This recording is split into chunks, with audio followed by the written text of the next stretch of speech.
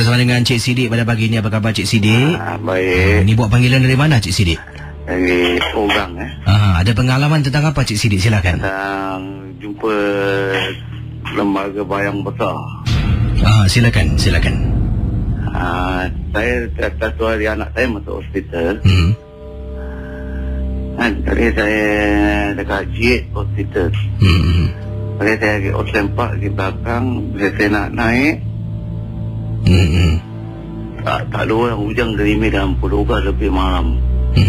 Macam tak ada orang lagi Oslempak nak pergi jalan belakang kan. Hujan gerimis, terus saya dah terpaksa nak kena jalan situ tempat. Tak ada lain. Nak jalan depan, pintu jalan jauh. So saya belajar belakang. Saya berani ke hati, saya jalan hujan gerimis. Bila saya jalan, saya teringat macam-macam yang kita orang bercerita, jumpa ini, jumpa itu, yang attendant sana cerita. Bila sampai tempat saya nak belok kanan, ada satu tiang lampu.